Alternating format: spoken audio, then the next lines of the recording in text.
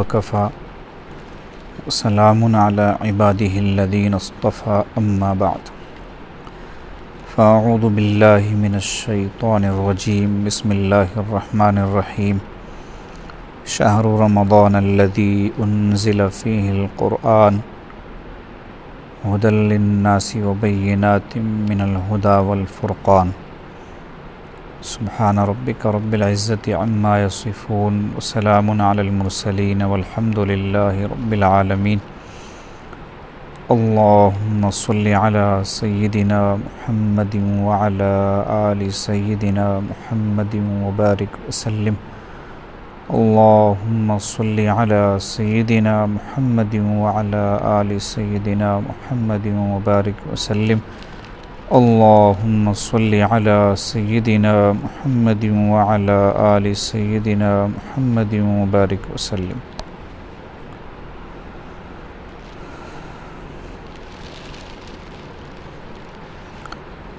پچھلی ہفتہ واری مجلس میں ماہ رمضان المبارک کے تعلق سے کچھ باتیں بطور ہدایات کے عرض کی گئی تھیں، اور یہ بات بتائی گئی تھی کہ آئندہ جمعرات کو بھی انشاءاللہ اسی موضوع پر مزید کچھ باتیں عرض کی جائیں گی۔ چنانچہ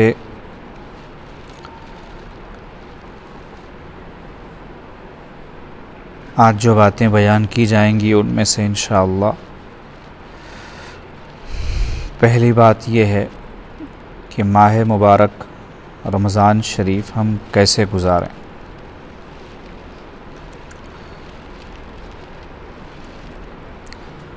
ایک بات تو طے ہے کہ اگر ہم نے ماہ مبارک کو صحیح طور سے نہیں گزارا تو اس کو تو گزرنا ہے، وہ گزر جائے گا۔ دیکھتے دیکھتے ماہ مبارک شروع بھی ہوگا اور ختم بھی ہو جائے گا۔ یوں تو بظاہر رمضان ہم پر سے گزر جائے گا، لیکن سچی بات یہ ہے کہ ہر آنے والا دن ہمیں گزار دیتا ہے۔ یہ رمضان ہمیں گزار دے گا۔ رمضان تو قیامت تک آتے رہیں گے۔ جب تک دنیا کو باقی رکھنا اللہ پاک کو منظور ہے رمضان شریف آتے رہیں گے، لیکن ہم کتنے رمضان وصول کر پائیں گے وہ اللہ ہی بہتر جانتے ہیں۔ اسی لیے ابھی بھی یہ دعا مانگیں، اللہم بارک لنا فی شعبان وبلغنا رمضان۔ اے اللہ، شعبان المبارک کے جتنے بھی دن رہ گئے ہیں ان میں برکت عطا فرمائیے ہمارے لیے، عمر کے اعتبار سے، صحت کے اعتبار سے، وقت کے اعتبار سے، عافیت کے اعتبار سے، ہر اعتبار سے، اور ہمیں رمضان المبارک نصیب فرمائیے۔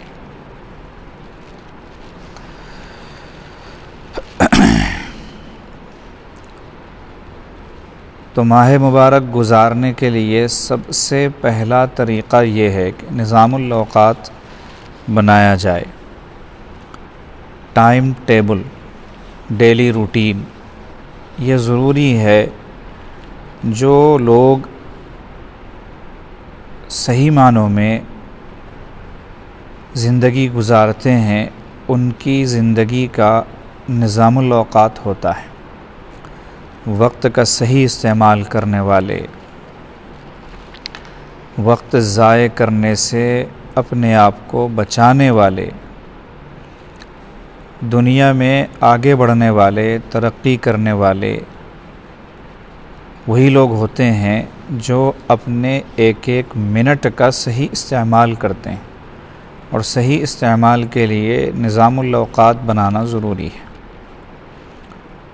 ورنہ تو ہماری زندگیوں کا معاملہ یہ ہے کہ ہم 5 منٹ کر کے 50 منٹ نکال دیتے ہیں، 5 گھنٹے نکال دیتے ہیں، اور ہمارے 5 منٹ شروع بھی نہیں ہوتے۔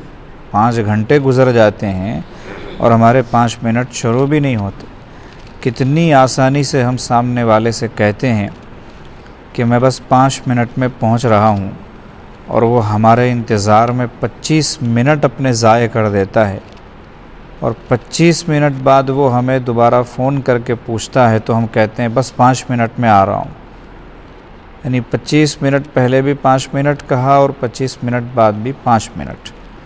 یہ ہمارے زندگیوں کو گزارنے کا طریقہ ہے۔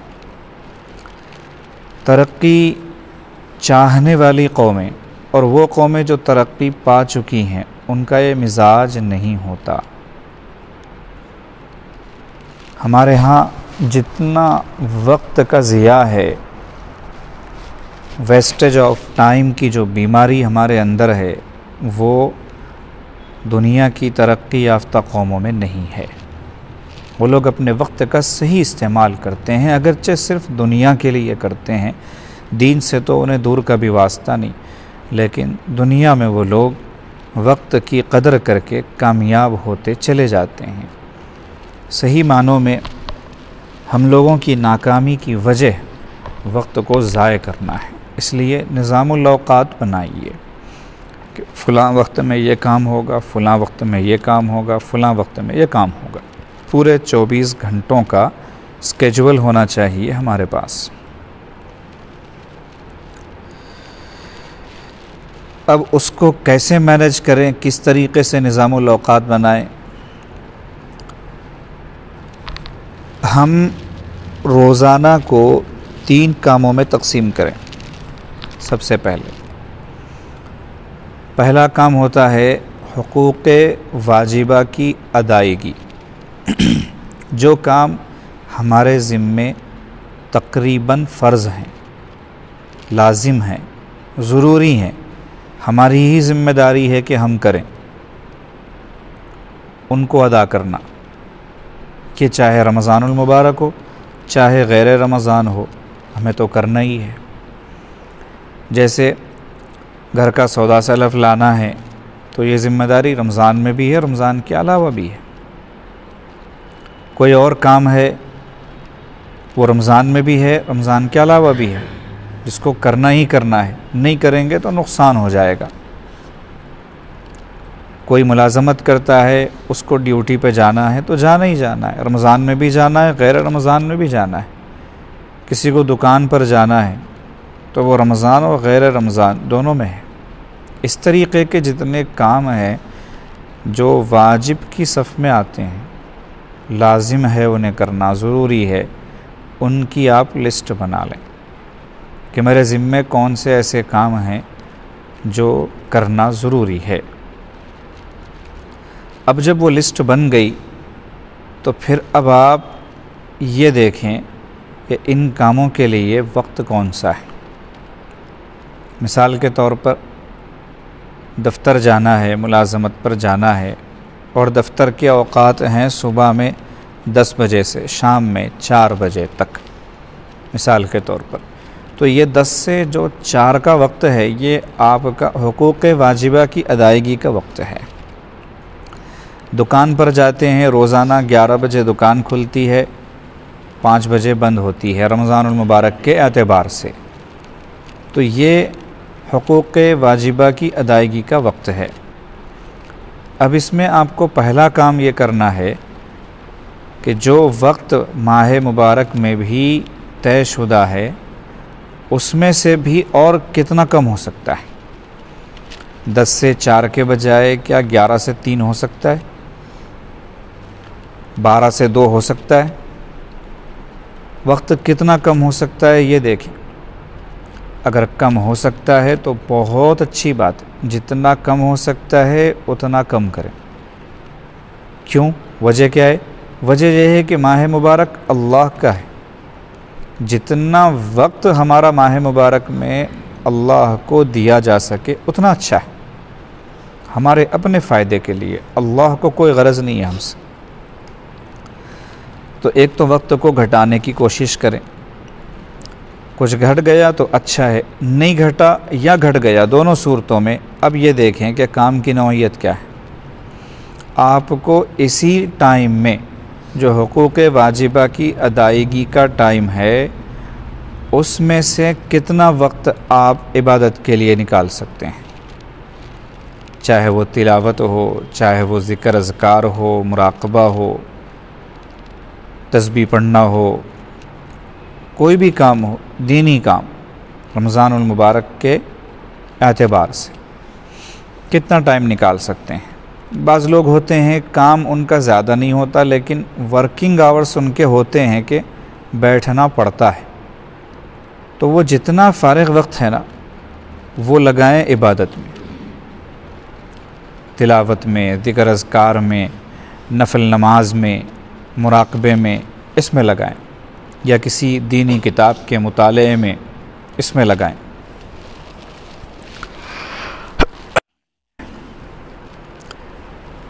یہ کام یہ ہوا کہ حقوق واجبہ کی ادائیگی کا جو ٹائم ہے اس میں وقت گھٹائیں، اور وقت گھٹا کر پھر جو وقت بچے اس میں عبادت کریں، حقوق واجبہ کو ایسے مینج کریں۔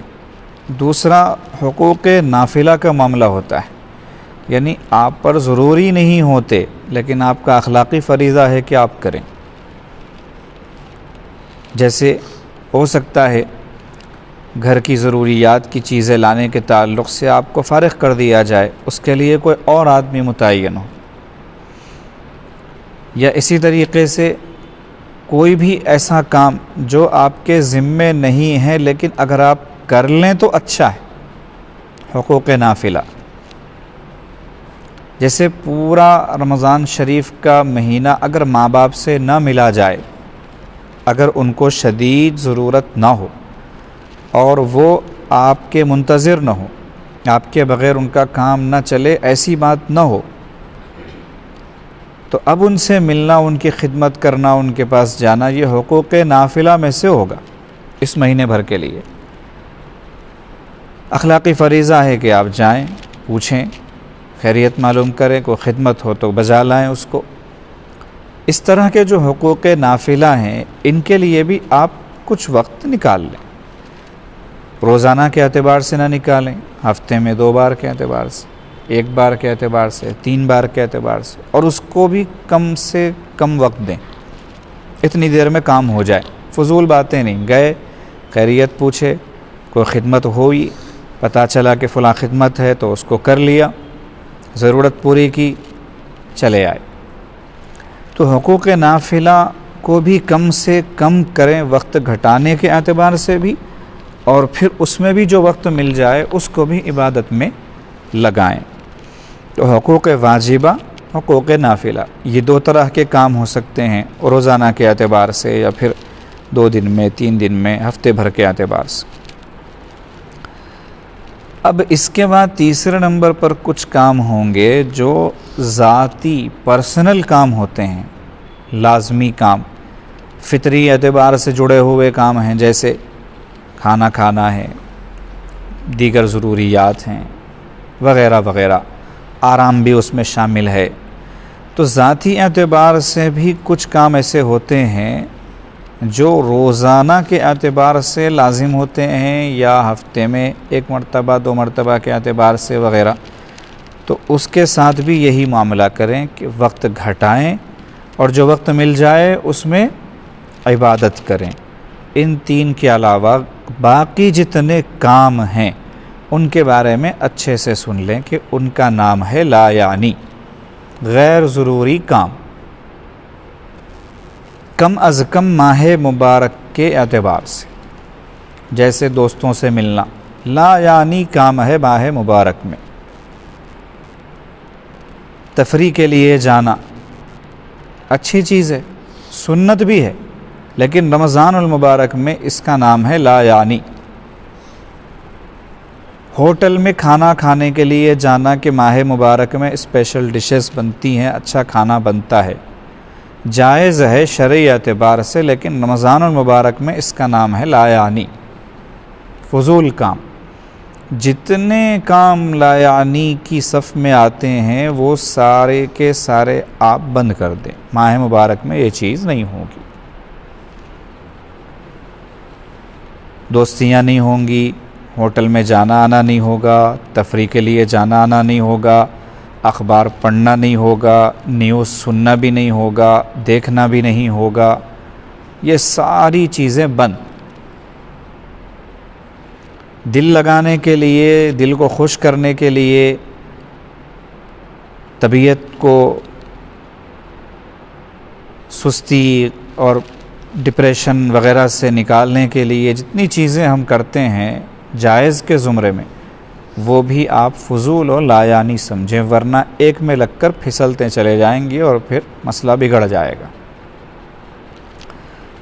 اب اس میں یقیناً فون کا استعمال آ گیا، لایانی۔ آپ کم از کم یہ 1 مہینہ جو ہے پریکٹس کریں۔ اسی لیے ہمارے مشائخ نے فرمایا کہ ماہ مبارک اپنے سال بھر کے نظام کو سیٹ کرنے کا ایک بہترین ذریعہ ہے، بہترین آلہ ہے، پھر پورا سال اسی نہج پر گزارا جا سکتا ہے۔ جیسے فون ہی کا معاملہ ہے، آپ نے ماہ مبارک کے لیے یہ طے کر دیا کہ اس کا ایک ٹائم فکس ہے، وہ کوئی بھی ٹائم ہو سکتا ہے، سحر سے پہلے کا، سحر کے بعد کا، فجر کے بعد کا، اشراق کے بعد کا، ظہر سے پہلے کا، تراویح کے بعد کا، کوئی بھی ٹائم ہو سکتا ہے، لیکن 24 گھنٹوں میں صرف ایک دفعہ، 24 گھنٹوں میں صرف ایک دفعہ۔ اور اپنی جو ضروریات ہیں نا فون کی، فون سے متعلقہ ضروریات بھی ہیں، اور وہ ضرورت اللہ کو حاضر ناظر جان کر، دل کو گواہ بنا کر وہ ضرورت طے کریں۔ ہمارے حضرت فرماتے ہیں دل وہ گواہ ہے جو کبھی رشوت قبول نہیں کرتا، تو وہ آپ کو صاف کہے گا کہ تیری ضرورت صرف 10 منٹ کی ہے، تیری ضرورت صرف 5 منٹ کی ہے، ورنہ اگر آپ اپنے نفس سے پوچھیں گے کہ ضرورت کتنی ہے تو وہ 4 گھنٹے کی بتائے گا، جب تک وہ تھکے گا نہیں تب تک کی بتائے گا۔ اس لیے استفت قلبک، اپنے دل سے پوچھیے، اللہ کو حاضر ناظر جان کر، دل کو گواہ بنا کر، یہ 2 الفاظ یاد رکھیں، اللہ کو حاضر ناظر جان کر، دل کو گواہ بنا کر ٹائم فکس کیجیے۔ آپ کو پتہ چل جائے گا کہ غیر رمضان میں بھی میں روزانہ صرف 10 منٹ فون استعمال کر کے زندہ رہ سکتا ہوں، 20 منٹ فون استعمال کر کے زندہ رہ سکتا ہوں۔ اگر آپ نے غیر رمضان میں جیسے بار بار فون کے ساتھ میں وقت بتایا، رمضان میں بھی بتائیں گے تو کیا فائدہ ہوگا؟ فون رہ جائے گا، اگر ہماری زندگی رہے گی ہم بھی رہ جائیں گے، اس کے استعمال کے لیے باقی 11 مہینے رہ جائیں گے، لیکن رمضان چلا جائے گا، وہ نہیں ملے گا۔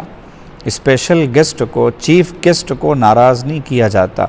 دوسرے مہمان اگر ناراض ہو بھی جائیں تو جو میزبان ہوتے ہیں ان کو تکلیف نہیں ہوتی، اگر کوئی چیف گیسٹ مہمان خصوصی ناراض ہو جائے تو ان پر پہاڑ ٹوٹ پڑتا ہے۔ تو ماہ مبارک کو ناراض کر کے کوئی فائدہ نہیں، ہم سراسر نقصان میں رہیں گے۔ اس لیے فون کا جو معاملہ ہے اس کا وقت متعین کر کے اسی وقت استعمال کریں، اور اللہ کے لیے بقیہ اوقات میں فون کو جیب میں نہ رکھیں، اپنے پاس نہ رکھیں۔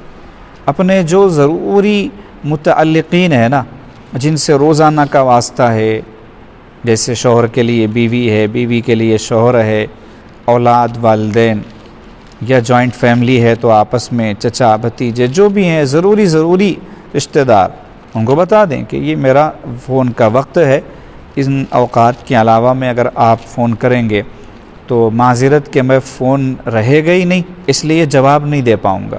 ایک میسج ڈال دیں ماہ مبارک سے پہلے سب کو، اور پھر فون کو اٹھا کے رکھ دیں، اور اچھا ہے کہ سوئچ آف کر کے رکھ دیں۔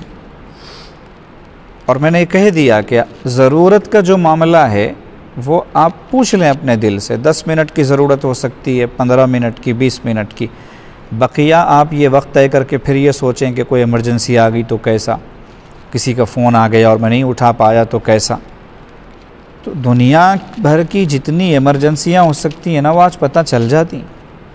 آپ، یہ تو ایسا دور ہے کہ آپ اپنے پاس سادہ موبائل بھی نہ رکھیں، لیکن جو اطلاع آپ کو ملنا ہے مل کر رہے گی، ضرور مل کر رہے گی۔ اور اس کے برعکس ایسا بھی ہے کہ ہمیشہ اسمارٹ فون میں اور پورے جتنے سورسز ہو سکتے ہیں، انفارمیشن سورسز، اطلاع کے ذریعے وہ سارے انسان رکھ کر بھی واٹس ایپ، فیس بک، یہ وہ اہم شخص کے انتقال کی خبر سے بے خبر رہتا ہے، تو پھر کیا فائدہ ہوا اتنا ایکٹیو رہ کر؟ تو جو اطلاع ملنی ہے مل کر رہے گی، جو نہیں ملنی ہے نہیں ملے گی، بات ختم۔ جس زمانے میں فون نہیں تھا اس زمانے میں بھی ایمرجنسیاں پیش آتی تھیں اور ضرورتیں پوری ہوتی تھیں، اس لیے کم از کم ماہ مبارک کے لیے یہ طے کر لیں کہ ہمارے فون کا فلاں وقت ہے اور اتنے منٹ کا ہے، بقیہ اوقات میں فون نہ صرف ایک سوئچ آف رہے گا بلکہ دور پڑا رہے گا، اور اگر ایمرجنسی مان ہی لی جائے تو ایک گنجائش نکل سکتی ہے کہ آپ فون کو سائلنٹ موڈ پر رکھیں، وائبریٹ بھی نہ کریں اس سے۔ وائبریٹ میں وہ پھر ناچتا ہے، تھرکتا ہے نا، تو پھر اس کی طرف دیکھنے کو دل کرتا ہے۔ سائلنٹ میں تو پتہ بھی نہیں چلتا، وہ وائبریٹ نہیں ہوتا، حرکت نہیں کرتا۔ تو ایمرجنسی رہے گی بھی تو جب آپ کا وقت آئے گا، مثال کے طور پہ تراویح کے بعد کا، آپ فون ہاتھ میں لیں گے تو آپ کو پتہ چل جائے گا کہ اچھا یہ فون آیا تھا، آپ کال بیک کر لیں یا اس کو میسیج دے دیں۔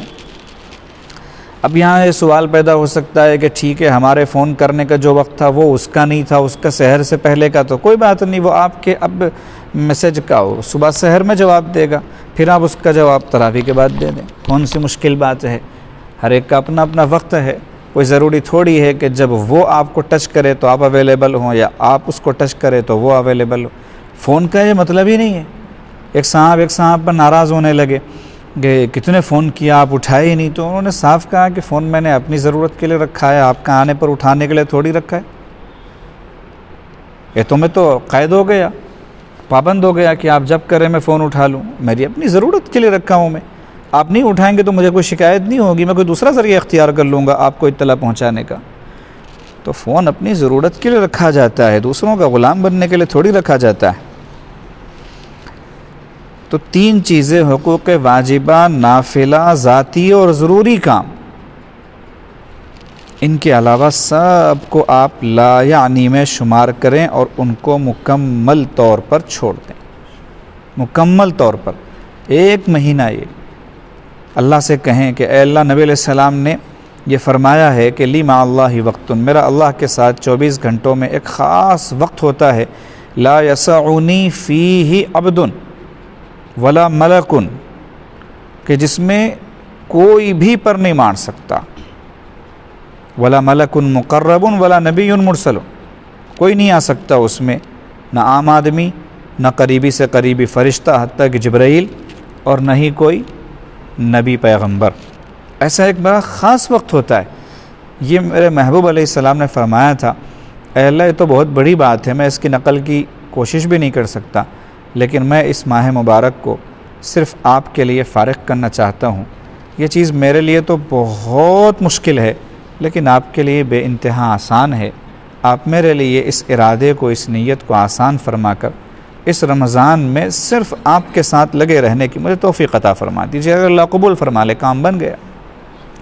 اور کیا پتہ، اگرچہ ہمارے 40 رمضان گزر گئے، 50 گزر گئے، کسی کے 60، کسی کے 70 گزر گئے، ایک یہ رمضان کافی ہے اس کو انشاءاللہ آگے لے جانے کے لیے، اور اس کی بقیہ زندگی کو سدھارنے کے لیے، اللہ کی رضامندی والی زندگی بنانے کے لیے، اور پیچھے کی زندگی کی تلافی کے لیے۔ دیکھ لو کوئی آتے ہوئے نظر آئے۔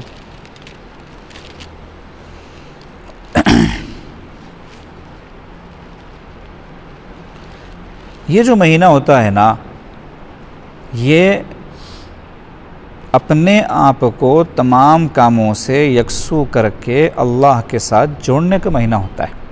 آپ نے دیکھا ہوگا، بلکہ دیکھتے ہیں، مدارس کی چھٹی ہو جاتی ہے ماہ مبارک میں، تعلیم نہیں ہوتی، حالانکہ مدارس میں کیا ہوتا ہے؟ دین کے کام ہوتے ہیں، پڑھنا پڑھانا ہوتا ہے، کلام پاک پڑھتے پڑھاتے ہیں، اللہ اللہ کرتے ہیں، اللہ کو سیکھتے سکھاتے ہیں، لیکن وہاں بھی چھٹی ہوتی ہے ماہ مبارک میں۔ اس میں راز کیا ہے؟ راز یہ ہے کہ اس وقت اجتماعی کام نہیں ہوں گے، انفرادی کام ہوں گے، یعنی ہر شخص اپنے اپنے اعتبار سے اللہ سے جڑے گا۔ اجتماعی طور پہ اکٹھے ہونا، جڑنا، یہ سب نہیں ہوگا، پڑھنا پڑھانا وغیرہ۔ 1 مہینے کی چھٹی، سال بھر تو پڑھتے پڑھاتے ہیں مدرسے میں اکٹھے ہو کر، لیکن ماہ مبارک میں ہم سب اللہ کے ساتھ اپنے اپنے اعتبار سے جڑے رہیں گے۔ یہ راز ہوتا ہے مدارس کی چھٹی کا۔ اب یہاں ایک سوال پیدا ہوتا ہے کہ بھئی اعتکاف میں تو جڑتے ہیں، اعتکاف میں سب اکٹھے ہوتے ہیں، تو وہ جڑنا یہ جڑنا دونوں الگ الگ ہے۔ اعتکاف کا مطلب ہی یہ ہے کہ ہر طرف سے یکسو ہو کر مسجد میں ٹک جانا، ایک جگہ بیٹھ جانا، ایک جگہ جم جانا۔ عکوف کے معنی ہی یہ ہیں کہ مستقل یکسوئی کے ساتھ ایک جگہ گویا چپک جانا۔ تو یہ جو مسجدوں میں اعتکاف کرتے ہیں یہ تو گویا اور زیادہ اللہ سے قریب ہونے کا ایک ذریعہ ہے کہ بھئی 2 عشرے، پہلا عشرہ دوسرا عشرہ اگر غفلت میں گزار بھی لیا تو یہ رخصت ہونے والا جو آخری تیسرا عشرہ ہے یہ بھی غفلت میں نہ گزرے، ہم سب کچھ چھوڑ دیتے ہیں اور مسجد میں چلے جاتے ہیں اور اللہ کو یاد کرتے ہیں۔ اور سب سے بڑھ کر یہ کہ یہ اعتکاف نبی علیہ السلام کی سنت ہے۔ آپ علیہ السلام نے اپنا گھر چھوڑا اور اعتکاف فرمایا، پوری زندگی نبی علیہ السلام نے پابندی کے ساتھ اعتکاف فرمایا ہے، اور آخری سال جو تھا جس کے بعد آپ علیہ السلام دنیا سے تشریف لے جانے والے تھے اس میں 20 دن کا اعتکاف فرمایا۔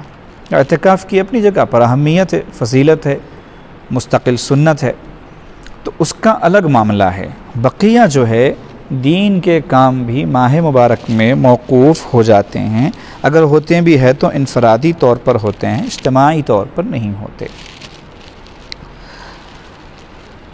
تو 5ویں چیز یہ ہے کہ دینی کام لازمی کے علاوہ کا مطلب وہی جو شروع میں بات بتائی تھی عاجز نے، حقوق واجبہ سے تعلق رکھتے ہوں، جیسے کہ آپ کو مثال کے طور پر کسی مدرسے میں 15 رمضان تک تعلیم ہوتی ہے، جانا ہی جانا ہے، یا پھر جیسے امامت کرنا ہے، امامت بھی ایک مستقل ضروری لازمی کام ہے، وہ کرنا ہی پڑے گا، تو امامت کا معاملہ ہے۔ تو ایسے جو لازمی دینی کام ہیں ان کے علاوہ بقیہ کام موقوف کر دے، جیسے ماہ مبارک آتا ہے، خدمت خلق کے بہانے لوگ اسی میں لگے رہتے ہیں۔ بھئی بے شک خدمت خلق بہت اچھی چیز ہے، کوئی شک نہیں، بہت ثواب ہے۔ خود نبی علیہ السلام نے فرمایا جب رمضان شریف کی آمد ہوئی تو جو خطبہ دیا آپ نے تفصیلی، اس میں فرمایا کہ جو روزے دار کو ایک گھونٹ پانی پلائے گا اللہ پاک اس کو روزے دار کے روزہ رکھنے کے برابر ثواب عطا فرمائیں گے، وغیرہ وغیرہ۔ تو بے شک یہ فضیلت کی چیز ہے، ثواب کی چیز ہے، اچھی چیز ہے، لیکن کس حد تک؟ ایک حد تک آپ اپنے آپ کو بھول رہے، روزانہ آپ کو مشکل سے 1 پارہ تلاوت کرنے کی توفیق نہیں ہو رہی۔ رمضان کے مبارک مہینے میں جس میں نفل کا ثواب فرض کے برابر کر دیا جاتا ہے، آپ کو 1 اشراق نصیب نہیں ہو رہی، 1 تہجد نصیب نہیں ہو رہی، اور آپ لگے ہیں خدمت خلق کے کاموں میں بڑھ چڑھ کر حصہ لینے والے بنے ہوئے ہیں، تو یہ تو غلط بات ہے۔ اس کو کہتے ہیں دوسروں کی جوتیوں کی خاطر اپنی گٹھری گنوا دینا، جس کو حماقت کہا ہے ہمارے بڑوں نے، بیوقوفی کہا ہے۔ تو دوسروں کے اس کام کے لیے اپنے آپ کو ضائع نہیں کرنا چاہیے۔ ٹھیک ہے، خدمت خلق میں حصہ لینا ہے آپ کو، اس کا بھی ایک وقت متعین کیجئے، اور اس کی ایک لمٹ طے کیجئے کہ اس حد تک کرنا ہے، مکمل اس میں ڈوب نہیں جانا ہے، بس کافی ہے خدمت خلق کے فریضے کو ادا کرنے کے لیے۔ تو اس طرح کے جو دینی کام ہے جو لازمی نہیں ہیں ان کو سب موقوف کرنا چاہیے، اور اس میں بھی یہی ہے کہ آپ کا اس میں انوالومنٹ کتنا ضروری ہے یہ دیکھیں، غیر ضروری اپنے آپ کو شریک نہ کریں۔ بعض لوگوں کو رمضان میں ہی سخی بننے کا شوق ہوتا ہے، رمضان میں ہی خادم بننے کا شوق ہوتا ہے، رمضان میں ہی سارے شوق اٹھتے ہیں، باقی رمضان کے علاوہ غائب ہوتے ہیں۔ رمضان کے علاوہ پڑوسی بھوکا مر رہا ہوتا ہے، پوچھنے کی فکر نہیں ہوتی، اور رمضان میں پورے شہر کو افطار پارٹی دینے کا شوق ہوتا ہے۔ یہ سب کار خیر نہیں ہے، اس کو کہتے ہیں کار نفس۔ کار خیر نہیں کہتے اس کو، کیا کہتے ہیں؟ کار نفس، نفس کا کام، نفس خوش ہوتا ہے اس میں۔ تو ایسے کام نہ کریں جو اللہ کو خوش نہ کریں بلکہ نفس کو خوش کریں، جو ان چیزوں سے بچیں۔ تو لازمی جو دینی کام ہیں ان کے علاوہ سب موقوف کریں۔ دلیل کیا دی ہم نے؟ مدارس کی چھٹی۔ چھٹی چیز ہے سحر کیسے کریں۔ ہر علاقے کا، ہر ماحول کا الگ الگ مزاج ہوتا ہے۔ بعض لوگ سحری میں کچھ کھاتے ہیں تو دوسرے لوگ سحری میں اسے کھانا ممنوع سمجھتے ہیں کہ یہ کھائیں گے تو روزہ نہیں رکھ پائیں گے۔ تو یہاں ہماری مراد یہ نہیں ہے کہ فلاں چیز ہی کھائیں، فلاں چیز ہی کھائیں، لیکن سحر کیسے کریں یہ سنیں۔ نبی علیہ السلام کا ارشاد گرامی ہے تسحروا، سحری کھایا کرو، فإن فی السحور برکہ، اس لیے کہ سحری کھانا برکت کا باعث ہے۔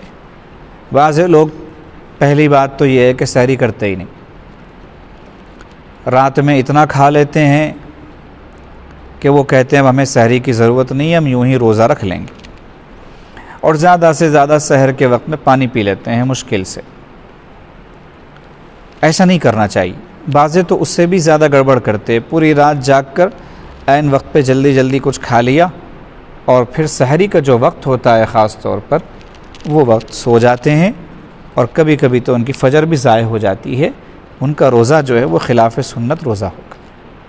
کم سے کم ایک کھجور کھا لینی چاہیے، تھوڑا سا دودھ پی لینا چاہیے، کچھ فروٹ کھا لینا چاہیے، کچھ نہ کچھ تو سحری کے نام پر ہونا چاہیے۔ یہ پہلی بنیادی بات ذہن میں رکھیں۔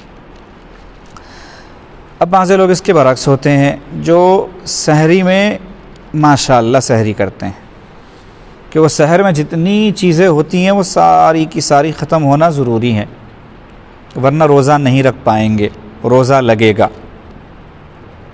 تو وہ سحری میں بیچارے بس کوشش اس بات کی کرتے ہیں کہ ہمیں شام تک روزہ نہ لگے، یہ بھی خلاف سنت ہے۔ روزے کا مقصد یہ ہے کہ آپ کو بھوک کا احساس ہو۔ یہ بات لکھی ہے فقہا نے، حضرات علماء کرام نے، کہ ایک حکمت یہ ہے روزے کی مختلف حکمتوں میں سے کہ پتہ چلے کہ جو آدمی بیچارہ بھوکا رہ جاتا ہے، فاقے کی زندگی گزارتا ہے، کھانے کو اسے نہیں ملتا غربت کی وجہ سے، معاشی تنگی کی وجہ سے، تو اس پر کیا بیتتی ہے، اس کا احساس ہو پیٹ بھروں کو۔ یہ بھی ایک حکمت ہے روزہ رکھنے میں۔ تو ہم کو روزہ لگے گا ہی نہیں، پتہ ہی نہیں چلے گا کہ کب افطار کا وقت آیا، تو روزے کا مقصد کیا ہوا؟ یہ تو ادنا مقصد ہے۔ اعلیٰ مقصد کیا ہے کہ بھوک سے شہوات نفسانیہ، انسان میں جو خواہشات ہیں وہ ٹوٹتی ہیں، ان کا توڑا روزہ، ان پر ضرب پڑتی ہے۔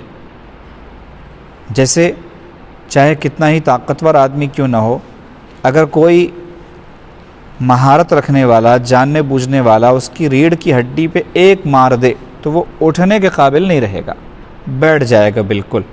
روزے میں بالکل یہی طاقت ہے۔ روزے کی ٹھیک مثال یہی کہ وہ شہوات کی ریڑھ کی ہڈی کو ایسے مارتا ہے کہ وہ ایک دم سے بیٹھ جاتی ہیں، ٹوٹ جاتی ہیں۔ نبی علیہ السلام نے جو فرمایا فعلیہ بالصوم فإنہ لہ وجا، کہ روزہ رکھے وہ شخص جو کسی وجہ سے نکاح کی طاقت نہ رکھتا ہو تاکہ اس کی شہوت کم ہو، فإنہ لہ وجا، کیونکہ روزہ اس کے لیے توڑ ہے۔ توڑ کا یہی مطلب ہے جو مثال سے عاجز نے آپ کو بھی سمجھایا۔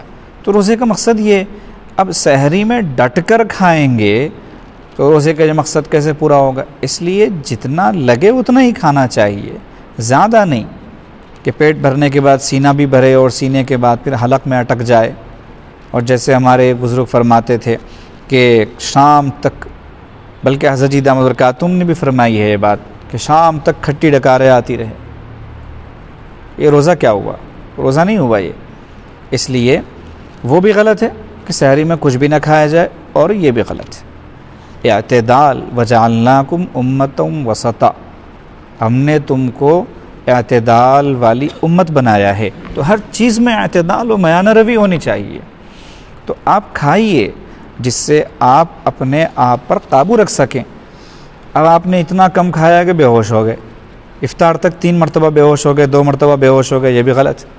اتنا تو کھا لیجئے کہ آپ اس بھوک کو برداشت کر سکیں اور صبر کر سکیں اور کام آپ کا بن سکے۔ ایک تو یہ چیز ہو گئی، سحر کیسے کریں، اب کیا کھانا ہے کیا نہیں کھانا ہے وہ آپ جانیں۔ اس کے لیے عاجز نے پچھلے ہفتے بھی بتایا تھا کہ مینو بنا لیں، مہینے بھر کا مینو بنا لیں۔ مختلف قسم کے مینوز بنائے جا سکتے ہیں، آج یہ کل وہ پرسوں وہ، پورے مہینے کا الگ ہو سکتا ہے، یا پورے مہینے میں 2 مرتبہ ریپیٹ ہو سکتا ہے، 3 بار ریپیٹ ہو سکتا ہے، وہ کر لیں۔ اور اس میں فائدہ یہ ہے کہ سہولت بھی ہو جائے گی، خواتین کو بھی سہولت ہوگی، سوچنا نہیں پڑے گا ان کو۔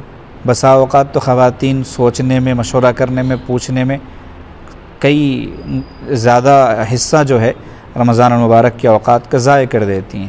سحر کرتے ہی مشورہ ہوتا ہے افطار میں کیا ہونا ہے، عین فجر کی نماز کی آواز جو ہے وہ اقامت کی کان میں پڑتی ہے، بھاگتے ہیں، بھئی اب تک کیا ہو رہا تھا، اتنی دیر سے آپ مسجد کیوں بھاگے آئے؟ نہیں، گھر میں افطاری کا مشورہ ہو رہا تھا کہ افطار میں کیا ہونا ہے، اب افطار کر کے سحر کا مشورہ۔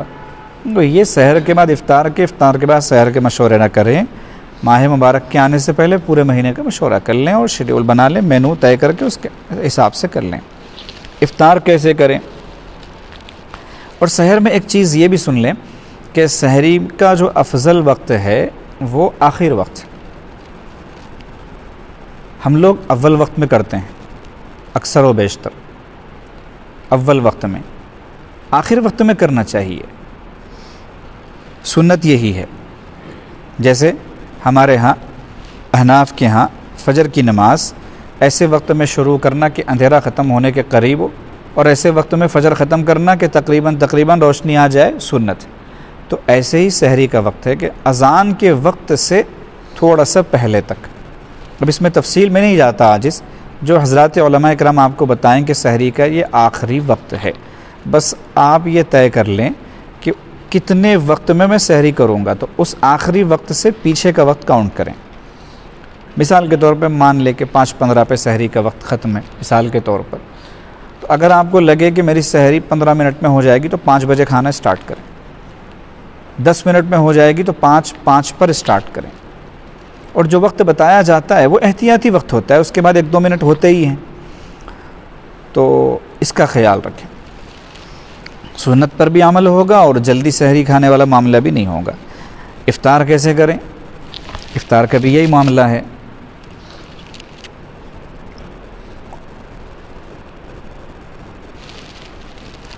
افطار اس نیت سے نہ کریں کہ دن بھر بھوکے رہے ہیں، اب ٹوٹ پڑنے کا وقت آیا ہے، اب تلافی مافات کا وقت آیا ہے، دن بھر میں جو چھوٹ چکا ہے ہم سے، پانی نہیں پی سکے، کھانا نہیں کھا سکے، یہ نہیں ہو سکا، وہ اس کی تلافی کا وقت آیا، ٹوٹ پڑیں، یہ نہیں۔ افطار میں یہ کام نہ کریں۔ ہمارے ہاں جو مختلف علاقوں میں اس کے بھی مختلف طور طریقے ہیں، بعض علاقوں میں یہ رواج ہے کہ افطار میں ہی سب کھا لیتے ہیں، مغرب کے بعد کچھ نہیں ہوتا، بس اب پھر سحری میں ہی کھائیں گے یا تراویح کے بعد کچھ لے لیں گے۔ ہمارے ہاں یہ ہوتا ہے دکن کے علاقوں میں کہ افطار الگ ہوتا ہے، افطاری کے نام سے اس کو یاد کیا جاتا ہے، اور پھر مغرب کے بعد کھانا الگ ہوتا ہے۔ وہ افطاری ہی اتنی ہوتی ہے کہ کھانے کی کوئی ضرورت نہیں ہوتی، لیکن لازماً مغرب کے بعد کھانا کھایا جاتا ہے۔ بس حفاظ کرام زیادہ تر پرہیز کر لیتے ہیں کھانا کھانے سے، کیونکہ انہیں تراویح پڑھانا ہوتا ہے۔ بقیہ لوگ تو تقریباً، بلکہ اب تو یہ ہو گیا ہے کہ افطار سے جو شروع ہو جاتا ہے منہ کا اور دانتوں کا عمل، تو ان کو پتہ چلتا ہے کہ یہ سحر میں ختم ہونے والا ہے، تو وہ جو ہمارے دانت ہیں اور زبان اور پورا منہ جو ہے وہ تیار رہتا ہے افطار کے وقت سے لے کے سحر تک، اپنے آپ کو چکی کی طرح گھومنے کے اعتبار سے۔ یہ ہو رہا ہے آج کل۔ تو افطاری الگ، کھانا الگ، یہ نہ کریں، صحت کے بھی خلاف ہے یہ چیز۔ افطار میں جیسے ہی افطار کا وقت ہو فوراً، جیسے اکثر تو کھجوری کھاتے ہیں، اس کے بعد گلاس پہ گلاس چڑھا دیتے ہیں، پانی کے، جوس کے، فروٹ بھی کھا گئے، نمکین کھا گئے۔ اطباء نے کہا ہے کہ یہ چیز صحت کے خلاف۔ کافی وقت خالی پیٹ رہنے کے بعد فوراً سب کچھ نہیں کھا جانا چاہیے، وقت دینا چاہیے۔ تھوڑا سا کچھ لے لیے، جیسے کھجور، زمزم، یا کھجور پانی جو سنت ہے نبی علیہ السلام کی وہ لے کر آپ رک جائیں. اس کے بعد آپ نماز پڑھ لیں. نماز کے بعد 2 رکعت سنت پڑھ لیں. بہت ہی زیادہ پریشانی ہو تو 2 رکعت سنت کے بعد میں آپ کھا سکتے ہیں یا اوابین کے بعد کھا سکتے ہیں، لیکن افطار میں فوراً نہ کھائیں. اور بالخصوص گرما کے موسم میں تو افطار کے وقت نماز سے پہلے ٹھنڈے پانی کے گلاس اور ٹھنڈے شربت کے گلاس ہرگز نہ پئیں، ہرگز نہ پئیں. پہلا گھونٹ سادے پانی کا جانا چاہیے، ٹھنڈے پانی کا نہیں. یہ ہر اعتبار سے نقصان دہ. بعض ڈاکٹرز نے لکھا ہے کہ یہ دل کے لیے بھی نقصان دہ، ہارٹ اٹیک بھی ہو سکتا ہے اچانک ٹھنڈا پانی پینے سے. کھجور میں بہت کیلوریز ہوتی ہیں، بہت طاقت کی چیز ہے. اطباء کے مطابق 3 کھجوریں کھا کر بندہ 3 دن بھوکا رہ سکتا ہے. تو کھجور کھا لیں، وہ سنت ہے اور اس میں کسی طرح کا کوئی نقصان نہیں ہے. لیکن اس میں بھی جو ہے کھجور کا پورا خوشہ نہ کھائیں. بعض لوگوں کے سامنے کھجور کی کئی قسمیں ہوتی ہیں تو ہر قسم میں سے 3 کل ملا کے 18 کھجوریں کھا جاتے ہیں. یہ طریقہ غلط ہے. زیادہ سے زیادہ 3 کھجوریں، اس سے بھی آگے 5 کھجوریں مشکل سے، چھوٹی سی اگر ہوں تو، ورنہ 1 کھجور کافی ہے. اس کے بعد میں زمزم اگر ہو تو بہت اچھا ہے، زمزم پی لیں، یا نہیں تو سادے پانی کے 3 گھونٹ بس کافی ہیں. بہت سے بہت آدھا گلاس پانی، بہت سے بہت اس سے 1-2 گھونٹ زیادہ. لیکن ایک دم گلاس پر گلاس پینا یہ بھی غلط ہے. شوگر کے مریض یاد رکھیں کہ ان کا روزہ رکھ کر دن بھر فوراً کھجور کھانا نقصان دہ ہے. تو وہ لوگ کھجور سے افطار نہ کریں. دن بھر بھوکے رہنے کے بعد میں فوراً وہ کھجور سے افطار نہ کریں، وہ پانی لے لیں.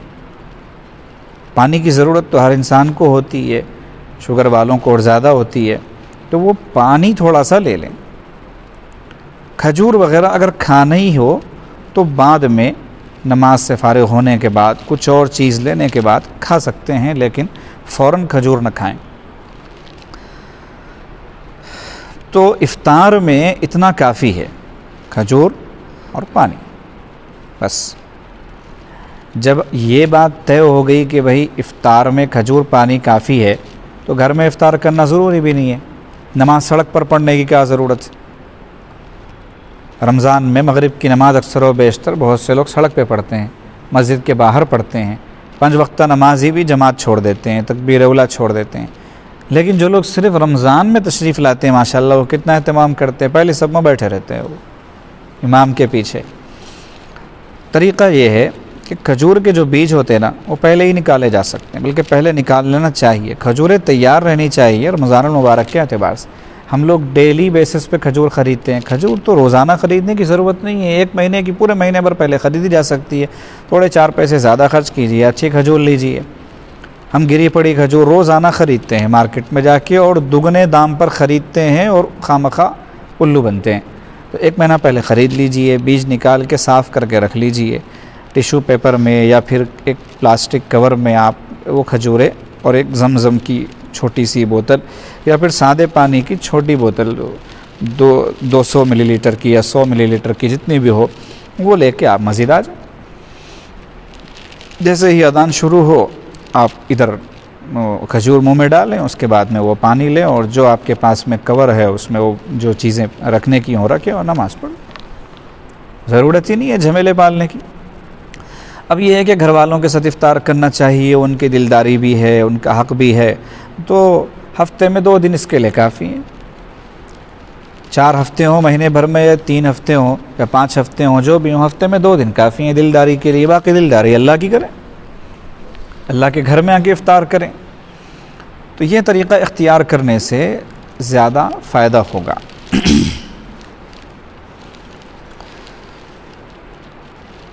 پھر جو کھانے کا معاملہ ہوتا ہے اس میں بھی نارمل ڈائٹ لیں جو روزانہ کے اعتبار سے لیتے ہیں. یہ نہیں کہ صبح سے بھوکے رہے تو پھر کھاتے ہی چلے جائیں. اس میں یہ بھی کھانا ضروری ہے وہ بھی کھانا ضروری ہے، نہیں. مینو بنائیں اس کے حساب سے کریں تاکہ عشاء کم از کم ایسے کھڑے رہ کے پڑھ سکیں جیسے لکڑی کھڑی ہوتی ہے. ورنہ تو پیٹ پہلے رکوع میں جاتا ہے، پھر پیٹ پہلے سجدے میں جاتا ہے، پھر ہم پہلے اٹھتے ہیں بعد میں پیٹ اٹھتا ہے. یہ کیفیت نہیں ہونی چاہیے. لکڑی کی طرح کھڑے ہو کر عشاء پڑھے، تراویح پڑھے، بس اتنا کھائیں، اس سے زیادہ نہیں۔ تراویح کے بعد میں کچھ لے سکتے ہیں اسنیکس کی شکل میں، فروٹس کی شکل میں، پھر اس کے بعد چائے، کافی، جو بھی آپ لینا چاہیں وہ آپ تراویح کے بعد لے سکتے ہیں، لیکن اتنا لیں کہ پھر سحری کر سکیں، وہی سحری نہ بن جائے۔ تو یہ طریقہ اختیار کرنا زیادہ فائدہ مند ہوگا۔ تراویح کیسے پڑھیں؟ تراویح جو ہے مسئلے کے اعتبار سے تو وہ میں بتانے والا نہیں ہوں یہاں پر، وہ تو آپ حضرات علماء کرام سے، فقہا سے پوچھیں۔ لڑائیوں اور جھگڑوں میں نہ پڑیں۔ ایک صاحب تھے، حافظ بھی نہیں تھے لیکن دیندار تھے، امام تھے ماشاءاللہ، متقی تھے، ہمارے استاذ تھے، محروم ہو چکے، اللہ پاک مغفرت فرمائے۔ انہوں نے بڑی اچھی بات کہی۔ انہوں نے کہا کہ 20 والے 8 والوں سے لڑتے ہیں، 8 والے 20 والوں سے لڑتے ہیں، میں ان دونوں سے کہنا چاہوں گا کہ ایک اچھی خاصی تعداد ایسی ہے جو تراویح کے نام سے ہی واقف نہیں ہے، ذرا اس کے پاس جائیے اور اس سے تراویح پڑھوائیے۔ بعد میں 8 اور 20 کے جھگڑوں میں پڑی۔ کئی مسلمان ایسے ہوتے ہیں جو عشاء کے نماز پڑھ کے نکل جاتے ہیں، تراویح نہیں پڑھتے۔ پھر اس میں بھی بہت سارے ایسے ہوتے ہیں جو اللہ سے کنسیشن لیتے ہیں، کوئی 4 پڑھ کے نکل لیا، کوئی 6 پڑھ کے نکل لیا، کوئی 8 پڑھ کے، ہر 2 کے بعد کم ہوتے ہوتے 4 صفوں کی جگہ 2 صفیں ہو جاتی ہیں، 1 صف ہو جاتی ہے، تراویح ختم ہوتے ہوتے۔ شروع میں جوش ہوتا ہے تو شبینے ہوتے ہیں، 3 پاروں کا شبینہ ہو گیا، یا پھر 5 پاروں کا، 6 پاروں کا، 10 پاروں کا، یہ پڑھ لیے، سمجھتے ہیں تراویح ہوگی۔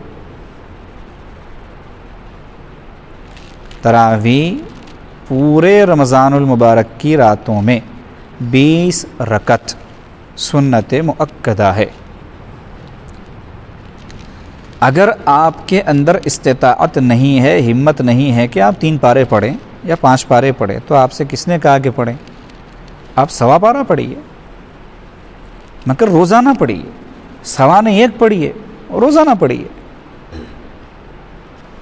اس میں اکابرین کے ذوق میں مختلف ہوا کرتے ہیں، مشائخ کے بھی، بعضے پورے مہینے میں ایک ہی قرآن سنتے ہیں، ان کی تلاوتیں جو ہوتی ہیں وہ تو اللہ جانے کتنی ہوتی ہوں گی، لیکن تراویح میں ایک ہی قرآن سنتے ہیں، روزانہ صرف 1 پارہ یا 1.25 پارہ۔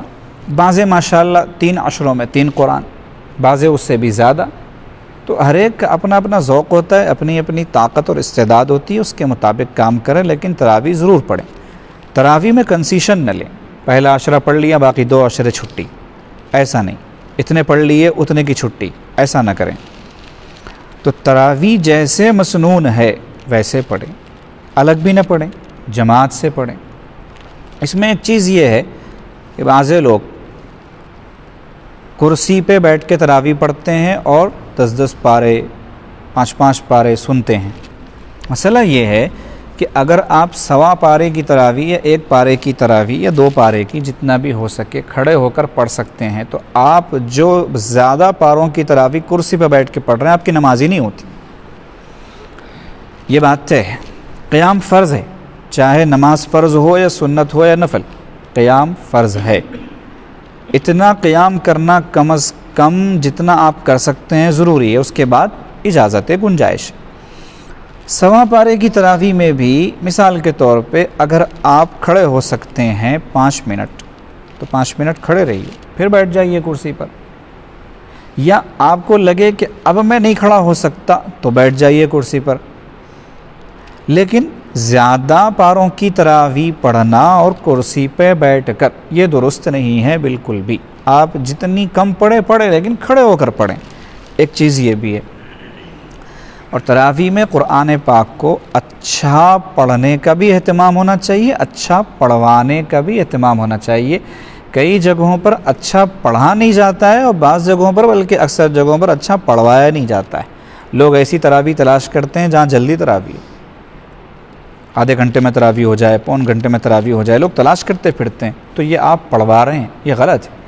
آپ تراویح پڑھیں سکون سے اور پڑھائیں بھی سکون سے، اطمینان سے، آرام کے ساتھ۔ اللہ کا کلام ہے، وہ کوئی منتر نہیں ہے اور کوئی نیوز پیپر نہیں ہے۔ تجوید کے ساتھ قرآن پاک پڑھنا، اس قدر تجوید کے ساتھ کہ حروف صحیح ادا ہوں، فرض ہے۔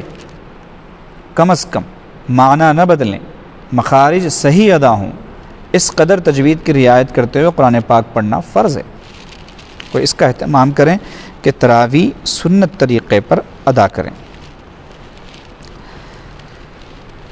کثرت تلاوت کا خوب اہتمام کریں۔ ماہ مبارک میں اتنی تلاوت کریں کہ سال بھر کا کفارہ ہو جائے، اور آئندہ رمضان میں آپ کو سال بھر کا کفارہ ادا کرنے کی ضرورت نہ پڑے۔ قرآن سے ہمارا تعلق صفر ہے۔ پچھلی مجلس میں بھی یہ بات کہی گئی تھی کہ خوب کثرت سے تلاوت کریں۔ اچھا، اس میں کچھ نامناسب چیزیں بھی رمضان میں ہو جاتی ہیں۔ سماعت قرآن کی مجلسیں، ایک صاحب پڑھتے ہیں، بقیہ پوری مجلس سنتی ہے، یہ کوئی سنت طریقہ نہیں ہے۔ دور کرنا تو ثابت ہے، نبی علیہ السلام نے دور کیا تھا خود جبرائیل علیہ السلام کے ساتھ کلام پاک کا۔ آپ سنیں، سامنے والا سنائے، پھر آپ سنائیں، سامنے والا سنے۔ یہ ایک الگ چیز ہے، مائک لگا دیا گیا، باہر کا بھی اندر کا بھی، اب لوگ قرآن پاک پڑھا جا رہا ہے، ایک صاحب 2 پارے، ایک صاحب 2 پارے، ایک صاحب 2 پارے، 2 نشستوں میں قرآن ختم، یا ایک نشست میں، اور یعلمون تعلمون کے سماعت قرآن ہو رہا ہے۔ نہ اس کی سنت سے کوئی اصل ہے، نہ اس پر کوئی ثواب ملنے والا ہے، یہ خواہ مخواہ کی مجلس ہے۔ اس سے بہتر یہ ہے کہ آپ خود پڑھیے، اگرچہ آپ آدھے گھنٹے میں پاؤ پارا ہی پڑھ سکیں، لیکن آپ پڑھیے۔ قرآن پاک اٹک اٹک کر پڑھنے والے کو ڈبل ثواب ملتا ہے، یہ خود حدیث مبارکہ میں ہے کہ آپ خود پڑھنے کی کوشش کریں۔ تو سماعت قرآن کے حلقوں سے بچیں۔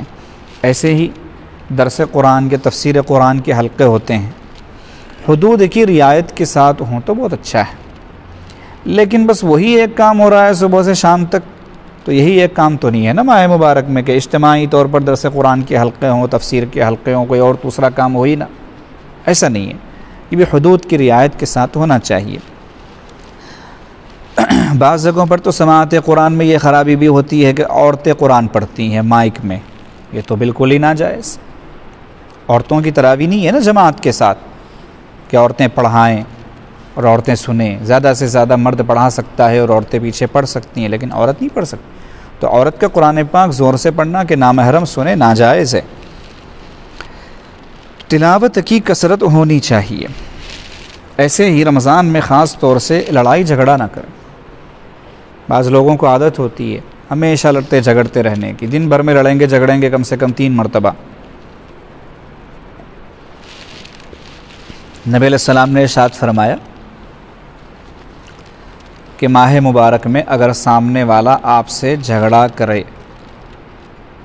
لڑائی کرے، الجھائے آپ کو، تو آپ اس سے کہے انی امرؤ صائم، بھائی صاحب میں اس وقت روزے سے ہوں، میں آپ سے جھگڑا نہیں کر سکتا، مجھے معاف کیجیے۔ یہ حکم ہے نبی علیہ السلام کا۔ کوئی جھگڑے تو یہ کہے کہ میں روزے سے ہوں، چہ جائے کہ ہم خود جھگڑا کریں، یہ کتنی بری بات ہوگی۔ تو لڑائی جھگڑے سے رمضان المبارک میں بچیں۔ جب لڑائی جھگڑے سے بچیں گے تو گالی گلوچ بھی نہیں کرنا ہے، گالی گلوچ نہیں کرنا ہے تو غصہ نہیں ہونا ہے۔ اور روزے سے غصے کا علاج بہت ہوتا ہے۔ بھوکے آدمی کو غصہ نہیں آتا، پیٹ بھرے کوئی ساری چیزیں سدھرتی ہیں۔ ایک فقیر ہے، اس کو بس روٹی چاہیے، اتنا بھوکا ہے، تو اس کو غصہ نہیں آئے گا چاہے اسے کوئی تھپڑ بھی مار دے۔ تو روزے کی خاصیت یہ ہے کہ غصے کا علاج ہوتا ہے، تو غصے کو نہ آنے دیں، لڑائی جھگڑا نہ کریں، اور گناہ نہ ہو۔ خاص اہتمام کریں، اس کا خاص اہتمام کریں۔ عہد کریں نا ہم کہ یہ ماہ مبارک ایسا گزرے گا انشاءاللہ کہ اس میں ایک بھی بدنگاہی نہیں ہوگی۔ یہ عہد اگر ہم کریں گے اور اس کے مطابق گزارنے کی کوشش بھی کریں گے تو انشاءاللہ آئندہ پورا سال بھی اللہ پاک ہمیں اس گناہ سے بچائیں گے۔ اب ماہ مبارک میں بھی یہ گناہ ہو تو پھر کیا فائدہ۔ اعتکاف کے تعلق سے بھی عاجز ہر سال بتاتا ہی ہے کہ مردوں کے لیے تو ہے ہی سنت مؤکدہ۔ محلے کی مسجد میں پورے محلے سے ایک شخص بھی اگر نہ بیٹھے تو پورے محلے والے گناہ گار ہوں گے، کوئی ایک تو بیٹھنا چاہیے۔ اعتکاف کا ماحول بنایا جائے، بہت کمی ہے اس معاملے میں، لیکن الحمدللہ ابھی ماحول بدل رہا ہے اور بہت تبدیلی آ رہی، لیکن مزید بھی آنے کی ضرورت ہے۔ اعتکاف ضرور ہونا چاہیے۔ جہاں تک خواتین کا معاملہ ہے، وہ چونکہ مسجد نہیں جا سکتی تو ان کو ہمیں ترتیب بتاتے ہیں کہ آپ گھر میں ہی کوئی حصہ معتکف کا بنا لو، یہ طے کر لو کہ جہاں اعتکاف ہوگا، پردہ باندھو چاروں طرف سے، اور اس کو معتکف سمجھ کے اس میں اعتکاف کیا کرو۔ خاص طور سے کم از کم گھر کی بڑی بوڑھی عورتیں جن کے ذمے زیادہ چلنے پھرنے بھاگ دوڑ کے کام نہیں ہوتے، ان کو چاہیے کہ وہ اعتکاف کریں۔ اور اعتکاف کی جو جگہ ہے جس کو معتکف کہتے ہیں، اس میں بیٹھے بیٹھے ہدایات دیں بہوؤں کو، بیٹیوں کو، پکوان کے تعلق سے، صفائی ستھرائی کے تعلق سے وغیرہ۔ اور اگر ان کی ہیلپ کرنا ہو، کچھ ہاتھ بٹانا ہو، تو معتکف میں بیٹھے بیٹھے بھی بٹایا جا سکتا ہے۔ تو ہر گھر میں سے کم از کم ایک خاتون اس طرح معتکف بنا کر اعتکاف کرے اور سال بھر اس گھر میں اللہ کی رحمتیں اور برکتیں اترتی ہوئی اپنی آنکھوں سے دیکھے، کر کے تو دیکھے۔ کئی گھر ایسے ہوتے ہیں اعتکاف کے اعتبار سے مردہ ہوتے ہیں۔ بعض لوگ کہتے ہیں اس کو اعتکاف ہی نہیں بولتے، اعتکاف کا مطلب یہ ہے کہ مسجد میں ہو، فلاں ہو۔ بات بے شک صحیح ہے، ہم بھی اس کو کوئی مسنون اعتکاف نہیں بولیں گے کہ اب وہاں سے وہ عورت اٹھ ہی نہیں سکتی، اٹھ جائے گی تو اس کا اعتکاف ٹوٹ جائے گا، بعد میں قضا کرنی پڑے گی۔ جتنے مسائل مردوں کے ہے مسجد میں اعتکاف کرنے کے اعتبار سے، عورتوں کے ہے ہی نہیں۔ وہ سنت اعتکاف نہیں، وہ نفل اعتکاف ہی کہلائے گا۔ وہ جا آ سکتی ہے، وہ اپنے معتکف کے باہر بیٹھ بھی سکتی ہے، وہ کوئی کام کر سکتی ہے، سب کچھ ہو سکتا ہے۔ اس کو اعتکاف بے شک نہیں کہتے، لیکن نقل تو کر لو نا اعتکاف کی۔ تیرے محبوب کی یا رب شباہت لے کے آیا ہوں، حقیقت اس کو تو کر دے، میں صورت لے کے آیا ہوں۔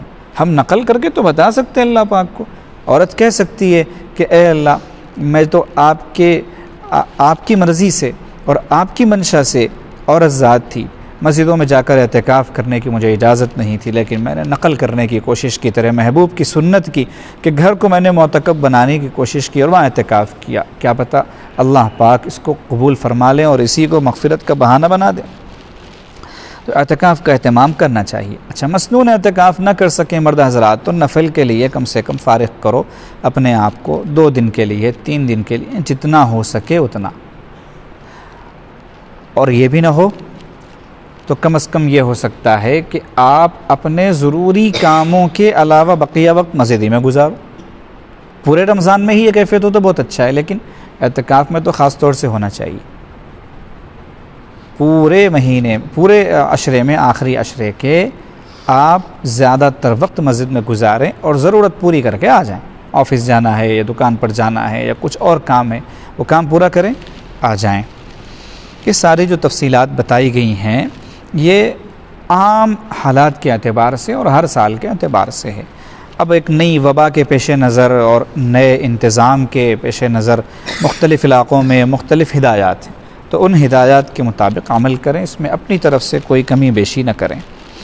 خلاصہ کلام یہ ہے دونوں مجالس کا، پچھلی اور آج کی، کہ یہ جو رمضان المبارک کا مہینہ ہے یہ اپنی تبدیلی کا سینٹر پوائنٹ ہے۔ ہم چاروں طرف سے نہیں بدل سکے، کم سے کم یہاں آ کے بدلیں۔ ماہ مبارک میں تو اپنے آپ کو کم از کم تبدیل کریں، غفلت کا پردہ ہٹائیں اپنی آنکھوں سے، اپنے کانوں سے، اور سب سے بڑھ کر اپنے دل سے۔ ہمارے قلوب پر پردہ پڑ چکا ہے، غافل ہو چکے ہیں۔ اتنی غفلت، سامنے والا بات کرتا ہے، اس کی بات کو دوبارہ سننا پڑتا ہے، جی کیا کہا آپ نے؟ یہ غافل ہونے کی علامت ہے۔ ورنہ حاضر باش آدمی تو اشارے سمجھتا ہے۔ اپنے دماغ کو، اپنے دل کو مستحضر کریں، غفلت کو ختم کریں۔ غفلت کے بارے میں ہمارے حضرت ارشاد فرماتے ہیں غفلت سب سے بڑی معصیت، اس لیے کہ سارے گناہ وہیں سے پیدا ہوتے ہیں۔ غافل آدمی ہی گناہ کرتا ہے، حاضر باش آدمی گناہ نہیں کرتا۔ اور ایک بات یہ ہے کہ اللہ کو پالیں۔ یہ ماہ مبارک اللہ کو پانے کا، اللہ کو کھونے کا نہیں ہے۔ اگر ماہ مبارک میں بھی اللہ کو کھویا تو جبرائیل نے بد دعا کی ہے، نبی علیہ السلام نے اس بد دعا پر آمین کہا ہے کہ ہلاک و برباد ہو جائے وہ شخص جسے ماہ مبارک ملے اور اس کی مغفرت نہ ہو۔ اس لیے اللہ کو پالیں۔ اللہ کو پانے کا سب سے بہترین ذریعہ صحبت اہل اللہ، ان سے اپنے آپ کو جوڑنا، ذکر اللہ اور صحبت اہل اللہ، کثرت ذکر اللہ، صحبت اہل اللہ، اللہ کو پانے کا بہترین ذریعہ ہے۔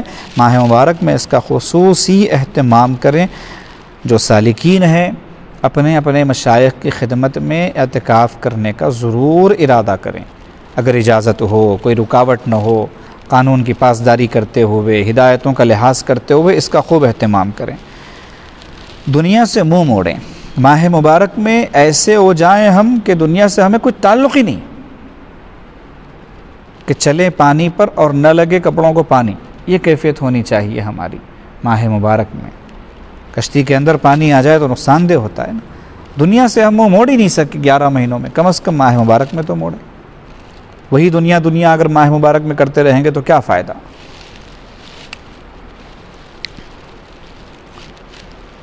یہ تو ہوگی ساری باتیں۔ اب اعلان ایک یہ ہے کہ ماہ مبارک میں رابطہ نہیں ہوگا، یہ امید نہ رکھیں کہ ماہ مبارک میں ہم میسج کریں گے اور جواب مل جائے گا۔ تو جو حضرات رابطہ کیا کرتے تھے ویسے ہی کسی خاص وجہ سے، کسی مجبوری سے عاجز زیادہ تر جوابات نہیں دے پا رہا ہے اس وقت سالکین کے، ماہ مبارک میں یہ سلسلہ مکمل طور پر بند رہے گا پورے مہینے کے لیے۔ کسی کو بہت ہی زیادہ سخت ضرورت ہو، ایمرجنسی ہو، تو اپنے اپنے علاقوں میں جو ذمہ دار حضرات ہیں جو کسی بھی وقت فون کر لیتے ہیں، تو ان کو آپ کہیں، وہ آپ کی جو بھی ضروری بات ہوگی وہ ہم تک پہنچا دیں گے، پر جو ہدایت ملی اس کے مطابق عمل کر لیں۔ اعتکاف میں جو بیانات ہوتے ہیں ہر سال انشاءاللہ وہ حسب معمول ہوں گے، اپنی اپنی جگہوں پر رہ کر آن لائن اعتکاف میں ہونے والے بیانات سننے کا اہتمام کریں۔ باقی اعتکاف کا جو بھی معاملہ ہوگا وہ حالات کے پیش نظر اس کا بر وقت جو ہے جو بھی اعلان ہو وہ کیا جائے گا۔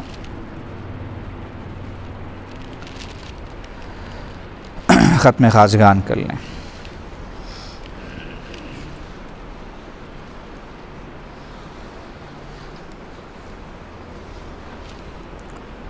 بسم اللہ الرحمن الرحیم، اللہم صلی علی سیدنا محمد وعلی آل سیدنا محمد وبارک وسلم۔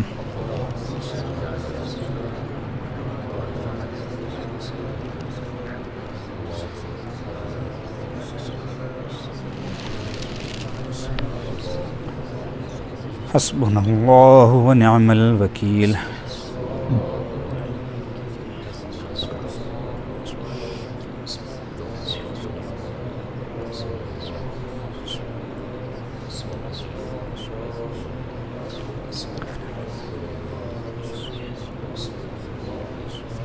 اللہم صلی علی سیدنا محمد وعلی آل سیدنا محمد وبارک وسلم۔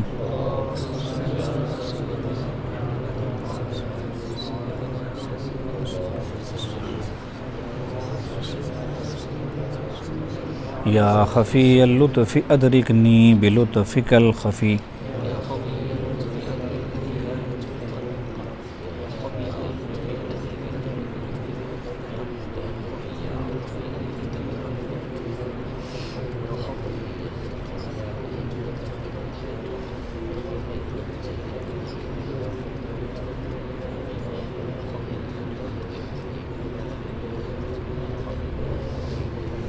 اللہم صلی علی سیدنا محمد وعلی آل سیدنا محمد وبارک وسلم۔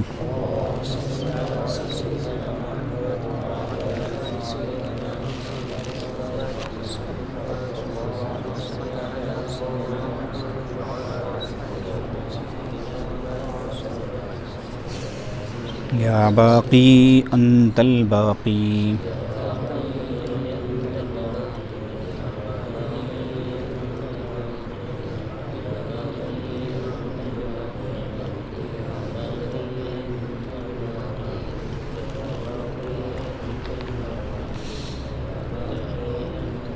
اللہم صلی علی سیدنا محمد وعلی آل سیدنا محمد وبارک وسلم۔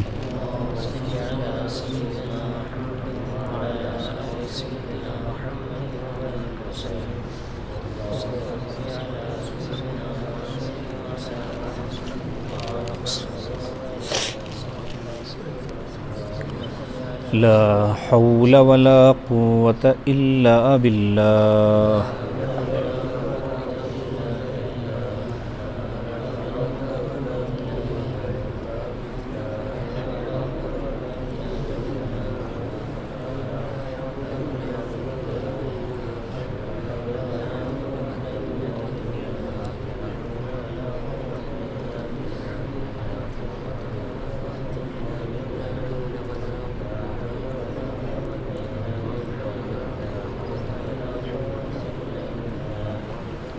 اللهم صل على سيدنا محمد وعلى آل سيدنا محمد وبارك وسلم.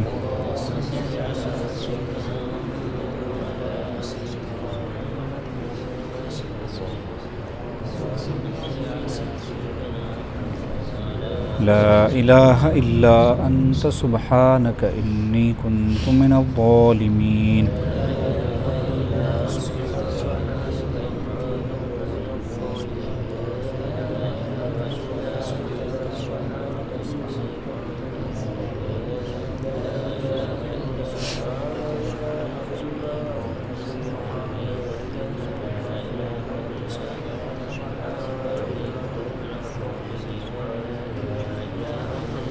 اللهم صل على سيدنا محمد وعلى آل سيدنا محمد وبارك وسلم.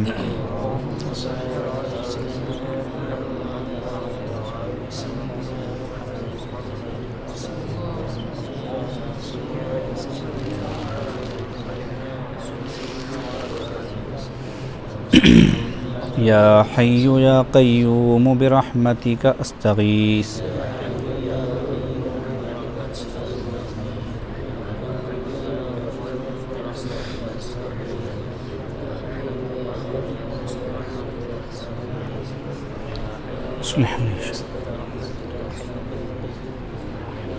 اللهم صل على سيدنا محمد وعلى آل سيدنا محمد وبارك وسلم.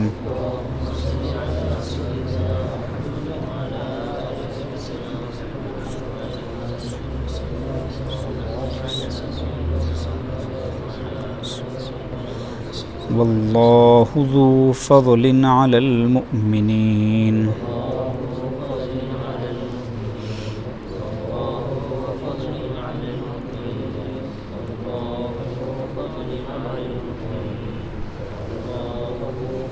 اللهم صل على سيدنا محمد وعلى آل سيدنا محمد وبارك وسلم.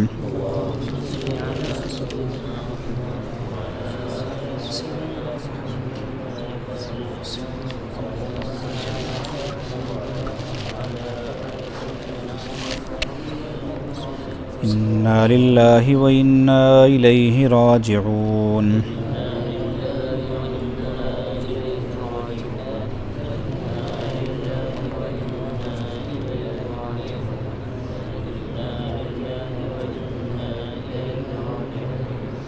اللهم صل على سيدنا محمد وعلى آل سيدنا محمد وبارك وسلم.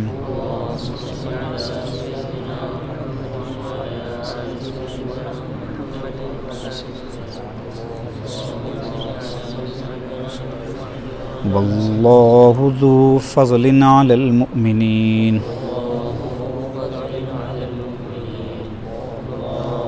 الله ولي الذين آمنوا.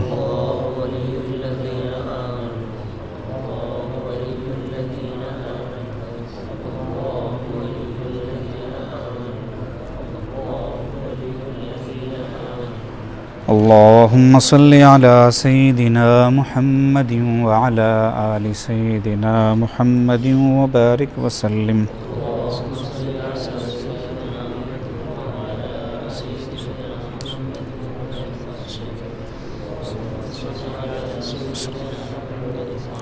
والله ولي المؤمنين.